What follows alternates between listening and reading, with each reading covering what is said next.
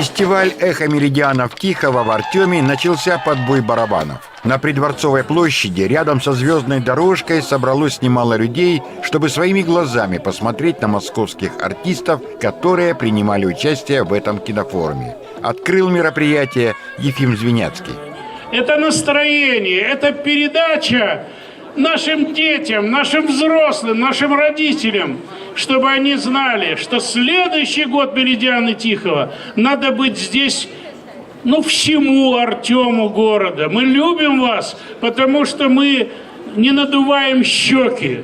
Мы любим вас, потому что мы просты и хотим доставить всем нам вместе восторг и удовольствие от «Меридианы Тихого». Сегодня вы последний город, где мы закрываем «Эхо Меридианы Тихого». Это в этом году произошло. Город Арсеньев, город Большой Камень и сейчас самый лучший город из городов – Артем!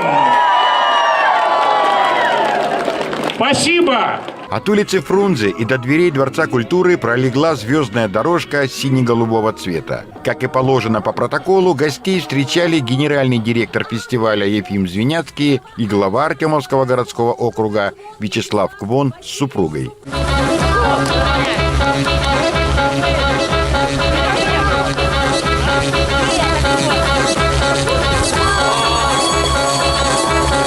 Артисты, приехавшие в Артем, представляют из себя первый эшелон российского кино. Среди них немало заслуженных, народных и просто любимых. Они открыты и доступны, легки в общении и с удовольствием делятся своими впечатлениями от Приморья и Артема. Друзья, на звездной дорожке актриса театра и кино, очаровательная Ирина Безрукова.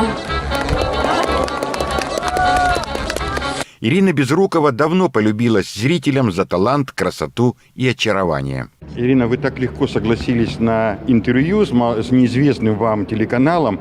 Вас часто вообще зовут? Вы часто отказываете? Вы знаете, в Москве случается.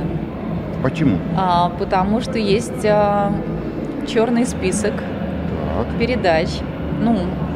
Черный список есть у вас или у меня? Все понятно. И речь идет, естественно, о таблоидных и очень недостойных передачах, но есть передачи, с которыми я дружу много-много лет и регулярно прихожу. И совсем недавно я была на передаче, посвященной Александру Михайлову, он здесь есть, к его дню рождения, передача Андрея Малахова «Привет, Андрей». Прекрасная семейная душевная передача. Вы на этом фестивале принимаете участие как актриса или как приглашенный гость? А в этот раз я как приглашенный гость. Были фестивали, которые я вела. Но сейчас я в гостях и чувствую себя прекрасно. Как вам Приморье вообще? Я здесь 4-й раз, и сегодня уже встав в 6:30 утра я побывала на Маяке, а потом поехала в океанариум. Не удавалось раньше приехать, и была потрясена его размахом и уровнем, он не хуже, чем океанариум в Сиднее. Дальние перелеты, эти разъезды, часовые пояса. Для вас Владивосток, Меридианы Тихого – это все-таки работа или отдых? Вы знаете, большей частью это, конечно, работа, это интервью, это встречи со зрителями, это встречи с коллегами, это походы на картины, это какие-то невероятные такие спонтанные общения, но мы умудряемся еще немного и отдыхать, да. Последний вопрос. Скажите, пожалуйста, московский зритель и зритель провинциальный, они чем-то отличаются? Все звезды, которые к нам приезжают, вашего уровня, они всегда дают мне примерно один и тот же ответ. Но я хочу услышать другой. Может быть, вы скажете мне что-то новое для меня? Все говорят, что ничем не отличаются. Вы знаете, иногда в Москве или в Петербурге более холодный зритель, поскольку избалованный. А когда приезжаешь в город, который, не такой мегаполис, и точно так же затрачиваешься, ты получаешь невероятный отклик, поэтому иногда более душевный и теплый. Борис Грачевский – еще один гость фестиваля, основатель и художественный руководитель любимого всеми детского киножурнала «Ералаш». Кроме киножурнала «Ералаш» у вас еще очень много другой важной работы. Ой, много действительно, потому что у меня есть театр «Ералаш», у меня есть студии по стране «Ералаш», 20 студий по стране. Я еще сделал 2 больших фильма. Один просто, в смысле, художественный фильм «Крыша». Второй фильм называется «Между нотами. Тантрическая симфония».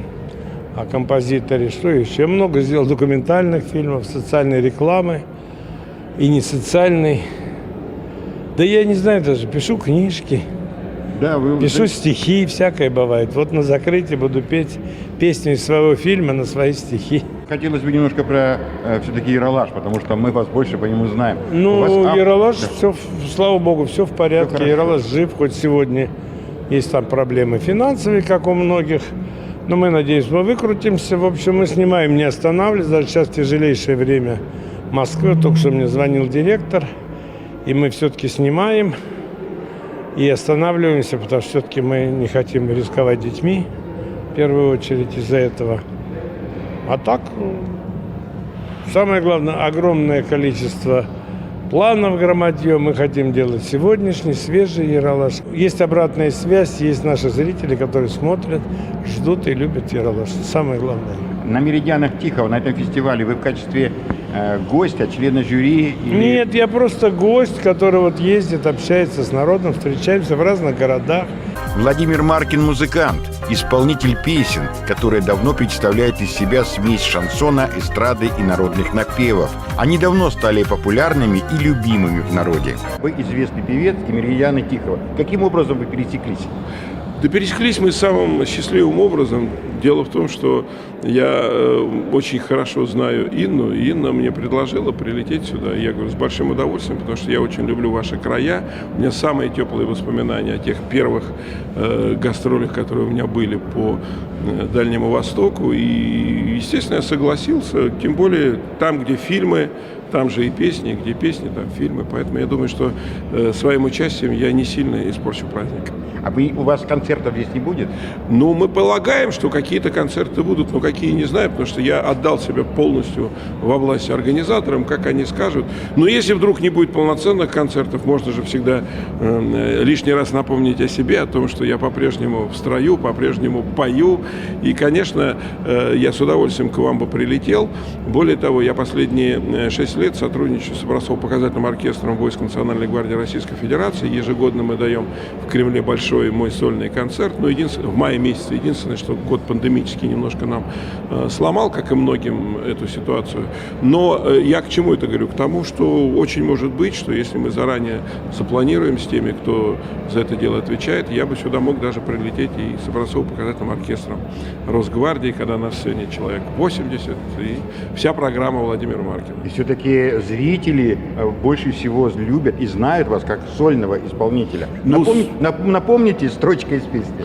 Ну, что напоминать? Это можно тут до утра вспоминать. Там и сиреневые туманы, я готов целовать песок, и белая черемуха, и царевна Несмеяна. «Сиреневый туман» особенно запомнилось. Да, и колокола, и масса других песен. Ну, что значит сольная? Я же все равно должен под что-то петь. Конечно, либо я пою под ансамбль, либо я пою под инструментальную фонограмму, как это бывало в те далекие годы. Но вот в последнее время я полюбил петь под оркестр. Владимир, мне никто не поверит, когда я скажу, что я брал интервью у самого Владимира Маркина. Почему? Я прошу. «Сиреневый туман», одну строчку.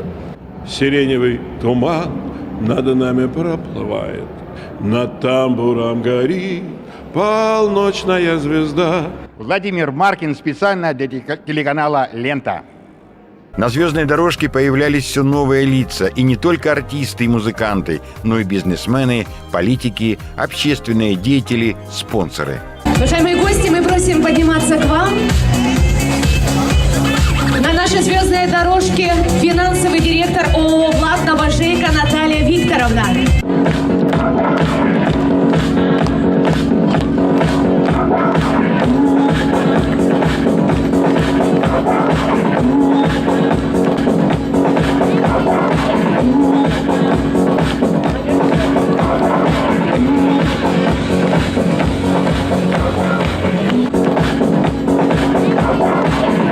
Всеобщий ажиотаж и восторг вызвало появление на звездной дорожке популярного артиста Александра Михайлова.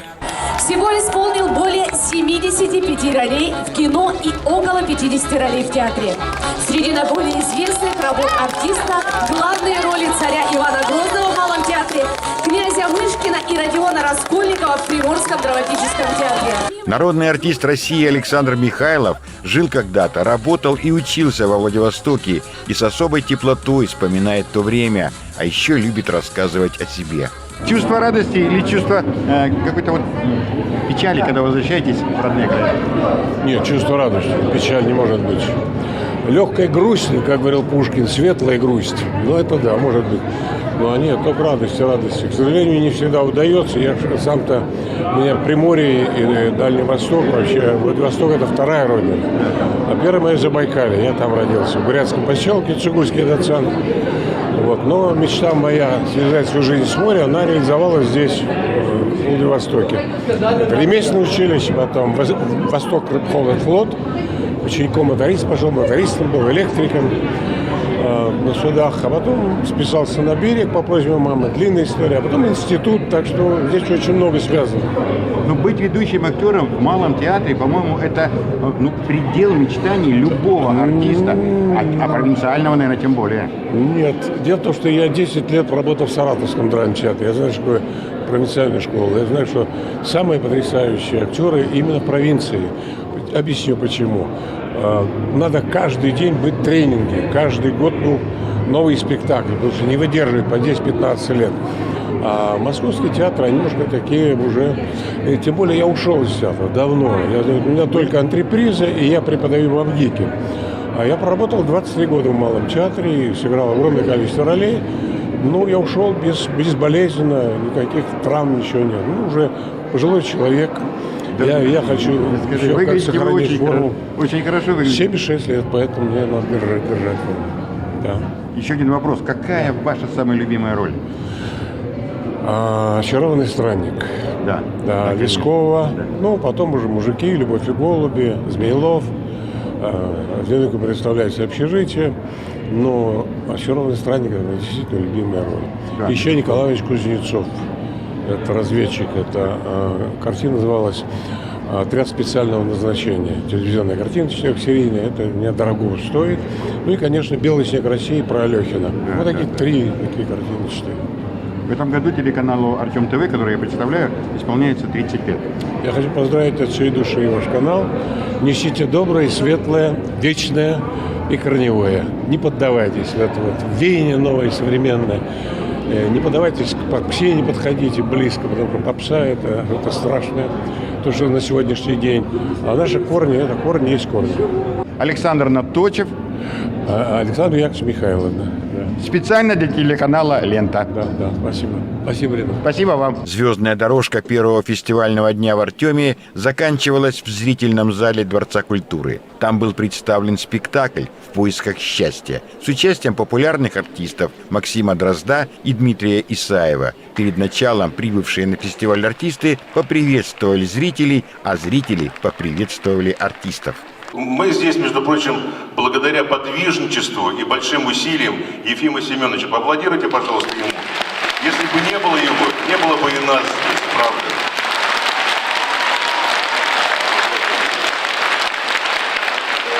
Спасибо, друзья. Мы задержали несколько начала спектакля. И прошу простить нас, актеров, которые за кулисами. Это прекрасные артисты и Дрозд, и Исаев, я не называю имена, я тороплюсь. Спасибо вам за то, что вы придумали, создали, а мы побежали по дорожке к вам. И дорожка эта привела нас из Владивостока, из столицы, из Питера в город Артем, ставший большой дорогой кинематографистов. С праздником! Дорогие друзья, я хотел бы сказать огромное спасибо всем тем, кто принимал участие в подготовке этого мероприятия. Прежде всего, Ефиму Семеновичу. Мы в короткие очень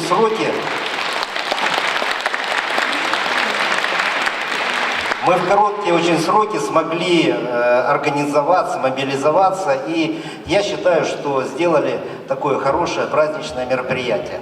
А дальше начался спектакль. О чем он? Да обо всем. О счастье, о любви, о превратностях судьбы. В общем, о нас с вами. А встречи с артистами еще будут продолжаться и приносить нам радость, а им вдохновение. И как сказал в заключительном слове глава города Вячеслав Квон, фестиваль – это только начало большого подъема и благодарности. Александр Наточев, Иван Петров, Денис Надельный, Егор Бондаренко, Светлана Нурик. Городские новости, телеканал «Лента».